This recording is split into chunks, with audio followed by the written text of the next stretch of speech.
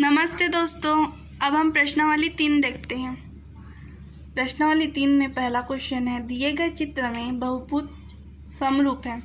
दो बहुभुज दिए गए हैं दोस्तों। वैसे तो इसको ये पंचभुज भी है दोस्तों, ये तो पंचभुज है, लेकिन जब दो भुजा से अधिक होती है उसको बहुभुज भी बोलते हैं। तो देखिए, एक भुजा से अधिक उसको बहुभुज कहते हैं, दो भुजा से अधिक बहुभुज, तीन भुजा त्रिभुज भी बहुभुज है, चतुर्भुज भी बहुभुज है, ये पंचभुज भी बहुभुज है। तो बहुभुज समरूप है, अर्थात ये समरूप है। समरूप कहने का अर्थ क्या है कि इनकी संगत भुजा के अनुपात समान होंगे, एक ही अनुपात में होंगे और संगत कोण बराबर। तो निम्न के मान ज्ञात कीजिए।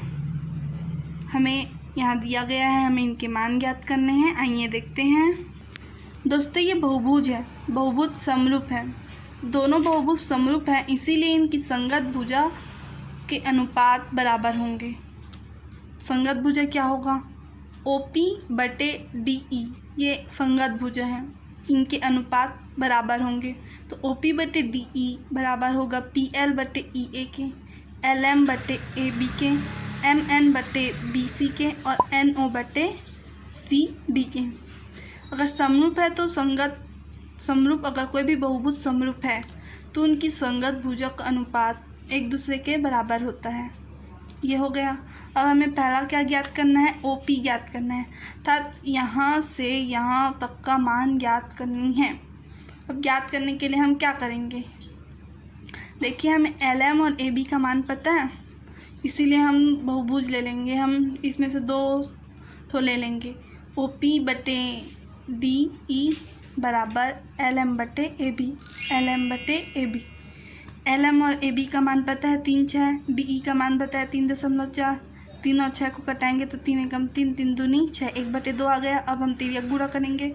OP का 2 के साथ गुणा करेंगे तो 2 OP और 3.4 का 1 के साथ गुणा करेंगे तो 3.4। OP यहीं रहेगा 2 गुणा में, इसीलिए यह पक्षांतर होगा। 2 एकम 2, 1 हासिल बचेगा, 2 7 14, बीच में जीरो लगा दिए, इसीलिए OP का मान कितना आ गया? 1.7। इस तरह से OP का मान पता चल गया। उसी तरह से EA का मान भी आप निकाल लेंगे, जैसे OP का मान निकाले हैं। अब कोण, बहुभुज कोण OPL का मान कहाँ है? OPL, हमें P का मान पता करना है। OPL अर्थात इस P का मान पता करना है। क्या करते हैं? देखिए, ये समरूप बहुभुज है। ये बहुभुज क्या है? आपस में समरूप है, इसलिए इनके संगत कोण बराबर होंगे। कोण OPL बराबर होगा किसके? कोण DEA की। होगा, बिल्कुल होगा, क्योंकि समरूप बहुभुज में संगत कोण आपस में बराबर होते हैं। तो कोण OPL बराबर होगा कोण DEA के, और कोण DEA का मान कितना है? 110, इसीलिए कोण OPL का मान भी कितना होगा? 110 अंशों का। इस तरह से तीसरा बन गया। उसी तरह से चौथा भी बनेगा, चौथा भी बनाइएगा। अब पांचवा क्वेश्चन है, बहुभुज DEABC के समरूप क्या बहुभुज लेंगे? तो D कहाँ से है? यहाँ से स्टार्ट हो रहा है, तो DEABC। तो हम इसके संगत बहुभुज में O से स्टार्ट करेंगे तो OPLMN। तो बहुभुज OPLMN इसके समरूप होगा। अब देखते हैं बहुभुज BCDEA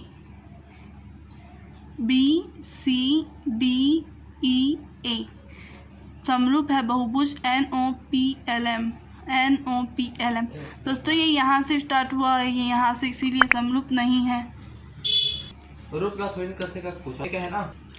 हाँ, देखिए, तो पांचवा हो गया। अब हम छठवा देखते हैं,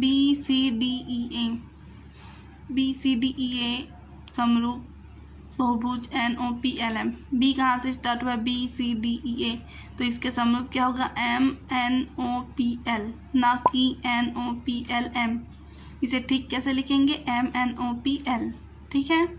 अब दूसरा क्वेश्चन देखिए दोस्तों। अगर आप इस क्वेश्चन को समझ गए तो दूसरा क्वेश्चन, तीसरा क्वेश्चन आपके लिए बहुत ही ईजी है। दो समरूप, देखिए, ये त्रिभुज है जो एक दूसरे के समरूप है, और ये समांतर चतुर्भुज है जो एक दूसरे के समरूप है। हमें x और y का मान पता करना है। x और y का मान पता करने के लिए समरूप है, इसीलिए इनकी संगत भुजा जो है उनके अनुपात आपस में बराबर होंगे। तो हम अब हमें x का मान पता करना है, तो 6/x-2 बराबर 10/15। इस तरह से x का मान पता चल जाएगा। उसी तरह से y का मान पता करने के लिए 8/y+3 बराबर 10/15। इस तरह से y का मान पता चल जाएगा। बहुत ही सरल है दोस्तों, आप स्वयं बनाइएगा। अब समांतर चतुर्भुज। समांतर चतुर्भुज में आमने सामने की भुजा बराबर होती है। y देखिए, y क्या है? कोण है। और अब हम y का मान पता कैसे करेंगे? तो यहाँ पर हमें y का मान पता करना है। संगत मान लीजिए समांतर चतुर्भुज है। समांतर चतुर्भुज में आमने सामने की भुजा बराबर होती है। और मान लीजिए ये जो रेखा है वो एक तिर्यक रेखा है। तो यहाँ पर जो दो कोण बनने वाले हैं, ये जो दो कोण बना है, इन दोनों कोणों का मान कितना होता है? 110 अंश होता है। तो ये 70 अंश है। 180 अंश होता है, तो ये 70 अंश है। तो इस कोण का मान कितना हो जाएगा? 110 अंश हो जाएगा। तो संगत जो समरूप चतुर्भुज है उसमें संगत कोण बराबर होते हैं। ये 110 अंश, तो y का मान कितना आ जाएगा? 110 अंश हो जाएगा। और ये 12 है, तो इसको भी हम 12 मान सकते हैं, क्योंकि ये क्या है? समांतर चतुर्भुज है, इसीलिए। अब हम क्या करेंगे? x + 2/15 बराबर 8/12। इस तरह से x का मान पता चल जाएगा। बनाइएगा दोस्तों। अब हम तीसरा क्वेश्चन, जैसे कि ये क्वेश्चन है वैसे ही बिल्कुल ये भी क्वेश्चन है। ये क्वेश्चन बन जाएगा तो ये भी क्वेश्चन बन जाएगा। यदि किसी क्वेश्चन में परेशानी होगी तो आप हमें बताइएगा। बाकी ये क्वेश्चन बहुत ही ईजी है। चौथा क्वेश्चन देखिए, एक चतुर्भुज की भुजाओं की माप। एक चतुर्भुज है जिसमें 4 भुजा हैं। चारों भुजा का माप 4 सेंटीमीटर, 6 सेंटीमीटर, 6 सेंटीमीटर और 8 सेंटीमीटर है। दूसरा चतुर्भुज है, उसका भी भुजा का माप कितना है? 6 सेंटीमीटर, 9 सेंटीमीटर, 9 सेंटीमीटर और 12 सेंटीमीटर। हमें क्या बोला है? स्केल गुणक क्या होगा दूसरे चतुर्भुज का पहले चतुर्भुज से। अब हमें स्केल गुणक निकालना है।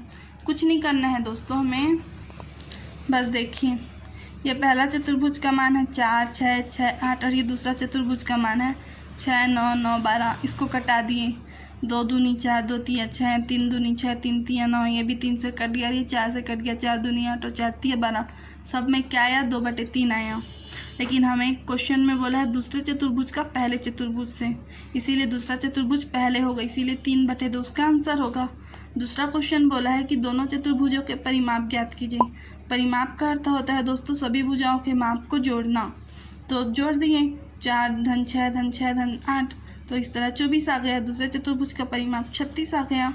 अब हमें अनुपात निकालने को बोला है दूसरे चतुर्भुज का पहले चतुर्भुज से। तो 36/24, 12 से कटा दिए, 12 दूनी 24 और 12 तिया 36। इस तरह से 3/2 अनुपात आ गया। बहुत ही सरल है ना दोस्तों ये अध्याय।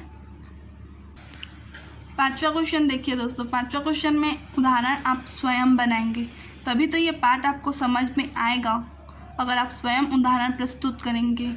इस तरह से हमारा प्रश्नावली 3 समाप्त होता है। अब हम प्रमेय देखेंगे। आइए दोस्तों, अब हम एक और इम्पॉर्टेंट प्रमेय देखते हैं। प्रमेय बोल रहे हैं दो समरूप त्रिभुजों के क्षेत्रफलों, मतलब 2 समरूप त्रिभुजों का क्षेत्रफल और उनका अनुपात इनकी संगत भुजाओं के अनुपात के वर्ग के बराबर होता है। देखिए, ये 2 समरूप त्रिभुज हैं। इन समरूप त्रिभुज का क्षेत्रफल, इस क्षेत्रफल को एरिया से व्यक्त करते हैं। एरिया ABC बटे एरिया PQR। क्षेत्रफल का अनुपात, अनुपात इसलिए बटा लगा दिए। तो 2 समरूप त्रिभुजों का क्षेत्रफल का अनुपात उसकी संगत भुजाओं, AB की संगत भुजा क्या होगी? PQ होगी। संगत भुजाओं के वर्ग अनुपात, संगत भुजाओं के अनुपात हुआ के वर्ग लगा के क्या होता है? बराबर होता है। इसी तरह लिख दिए और दो संगत भुजाओं को भी लिख दिए बराबर करके। इस तरह से हमें ये सिद्ध करना है। ये क्वेश्चन समझ में आया कि 2 समरूप त्रिभुज का क्षेत्रफल का अनुपात हुआ उनकी संगत भुजाओं के अनुपात के वर्ग के बराबर होता है। अब हमें सिद्ध करना है। अब हमें 2 त्रिभुज तो पता है, ABC और PQR। अब इस त्रिभुज का क्षेत्रफल का बात किया गया है। क्षेत्रफल के लिए आधार तो मिल जाएगा, लेकिन उसका शीर्ष लंब पता करने के लिए ABC त्रिभुज पर AM और PQR त्रिभुज पर PN लंब खींचेंगे। मतलब BC पर AM लंब और QR पर PN लंब खींचे। अब एरिया ABC का क्षेत्रफल निकालेंगे। क्षेत्रफल की बात हुई है, अब क्षेत्रफल निकालेंगे। तो 1/2 गुणित आधार क्या होगा, PC होगा, और ऊंचाई क्या होगा, AM होगा। उसी तरह से एरिया PQR मतलब त्रिभुज PQR का क्षेत्रफल 1/2 गुणित आधार क्या होगा, QR, और ऊंचाई क्या होगा, PN हो गया। अब उसका यहाँ पास अनुपात है, तो यहाँ पास मान निकाल के हमने भी अनुपात कर दिया। तो 1/2 मान रख दिए, 1/2 कट गया, तो क्या बच गया, BC गुणित AM और QR गुणित PN। समीकरण 1 नाम दे दिए। अब हम यहाँ 2 त्रिभुज देखेंगे, ABM एक त्रिभुज दिख रहा है और एक और त्रिभुज दिख रहा है PQN। इनमें कुछ समानता देखेंगे। तो कोण B बराबर कोण Q, देखिए कोण B बराबर कोण Q, ये क्या है, संगत बहुभुज है, तब संगत त्रिभुज है, समरूप त्रिभुज है। तो समरूप त्रिभुज में संगत कोण क्या होते हैं, बराबर होते हैं। इसीलिए समरूप त्रिभुज होने के कारण कोण B बराबर कोण Q और कोण M बराबर कोण N, क्योंकि वो 90 अंश का कोण है। इसीलिए त्रिभुज ABM, इसीलिए ये त्रिभुज ABM सर्वांग सम हो जाएगा त्रिभुज PQN के। सर्वांग सम होने के लिए कोण समरूप मतलब 2 कोण बराबर होने चाहिए। यहाँ पास 2 कोण बराबर है, क्योंकि ABC ये त्रिभुज और त्रिभुज PQR में B और Q बराबर है, क्योंकि ये संगत त्रिभुज है, क्योंकि ये समरूप त्रिभुज है। और M और N इसीलिए बराबर है क्योंकि इनके मान समान हैं, ठीक है। इसीलिए वो दोनों त्रिभुज समरूप हो गए। अब त्रिभुज समरूप हो गए, उसके बाद हम चूँकि त्रिभुज समरूप है इसीलिए उनकी संगत भुजाएं आपस संगत भुजाओं का अनुपात भी बराबर हो जाएगा। इसीलिए AM/PN ये संगत भुजा है बराबर AB/PQ। ये समीकरण 2 प्राप्त हुआ। दोस्तों सबसे पहले छोटे त्रिभुज को लिए, उसको समरूप सिद्ध किए, उसके बाद उनकी संगत भुजाओं के अनुपात निकाले। अब बड़ा त्रिभुज लेंगे, त्रिभुज ABC और त्रिभुज PQR, जो हमें पहले से पता है कि ये त्रिभुज समरूप है, इसीलिए इनकी संगत भुजाएं का अनुपात भी बराबर होगा। देखिए ये दोनों त्रिभुज क्या हैं, समरूप है, इसीलिए इनकी संगत भुजाएं का अनुपात आपस में बराबर हुआ। अब समीकरण 1 और 3 से, इसको समीकरण 3 नाम दिए, समीकरण 1 पहले निकाले थे, अब समीकरण 3, इनसे ये एरिया मतलब त्रिभुज ABC का क्षेत्रफल अनुपात त्रिभुज PQR का क्षेत्रफल बराबर है। इसीलिए समीकरण 1 और 3 से एरिया ABC अनुपात एरिया PQR बराबर AB/PQ गुणित AM/PN। अब समीकरण 2 से ये तो वैसे ही रहा, AB/PQ वैसे ही रहा, AM/PN जो समीकरण 2 में AM/PN का मान AB/PQ दिया है, तो यहाँ पास AB/AM/PN की जगह AB/PQ किए। अभी 2 बार गुणा करेंगे तो वर्ग लगेगा। इसी तरह सिद्ध हो गया एरिया ABC/एरिया PQR मतलब समरूप त्रिभुज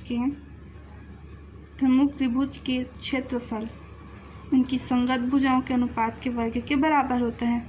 एक भुजा के अनुपात के वर्ग के बराबर है तो बाकी सभी भुजा के अनुपात के वर्ग के बराबर होगा।